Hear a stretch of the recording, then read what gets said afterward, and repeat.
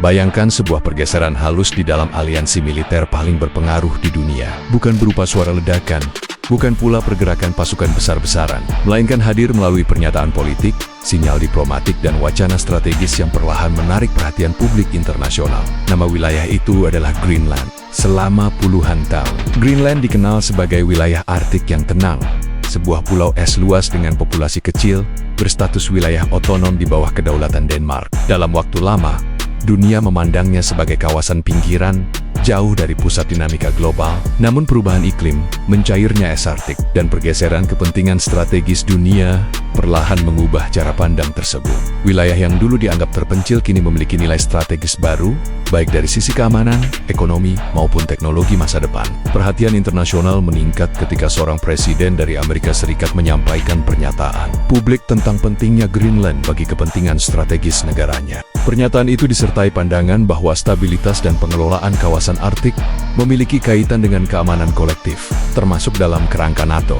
Di satu sisi, pernyataan tersebut dipahami sebagai bagian dari diskusi strategis global. Namun di sisi lain, bagi sejumlah negara Eropa, bahasa yang digunakan menimbulkan pertanyaan mengenai batas antara kepentingan nasional dan solidaritas aliansi. Pemerintah Denmark menanggapi situasi ini dengan menegaskan kembali komitmen terhadap kedaulatan Greenland, serta pentingnya dialog berbasis saling menghormati. Sebagai langkah preventif, Denmark meningkatkan koordinasi pertahanan di kawasan Arktik dan memperkuat kerjasama keamanan dengan mitra-mitra Eropa. Sejumlah negara Eropa kemudian meningkatkan kehadiran mereka di kawasan Arktik dalam bentuk latihan bersama, misi pengamatan, dan kerjasama pertahanan. Langkah-langkah ini secara resmi bertujuan menjaga stabilitas kawasan, serta memastikan bahwa Arktik tetap menjadi wilayah kerjasama, bukan konfrontasi. Di saat yang sama, pendekatan diplomatik juga diperkuat. Beberapa negara membuka atau merencanakan perwakilan diplomatik di Nuuk, ibu kota Greenland. Langkah ini mencerminkan meningkatnya perhatian internasional terhadap kawasan tersebut, baik dari sisi ekonomi,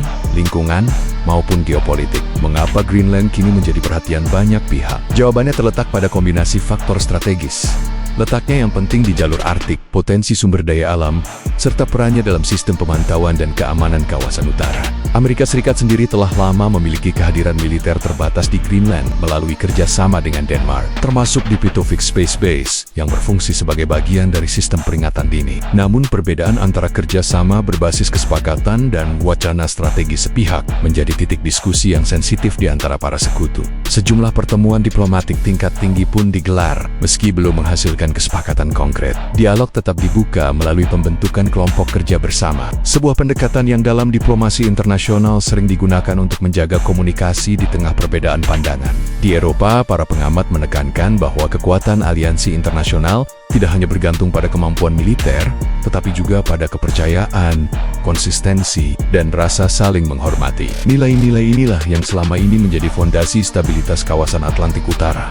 Pada akhirnya, dinamika seputar Greenland mencerminkan tantangan yang lebih luas. Bagaimana negara-negara besar menyeimbangkan kepentingan nasional, perubahan geopolitik global, dan komitmen terhadap kerjasama multilateral. Greenland bukan sekadar wilayah geografis, melainkan simbol dari dunia yang sedang berubah, di mana dialog, kehati-hatian, dan diplomasi menjadi kunci untuk mencegah ketegangan dan menjaga stabilitas global di masa depan.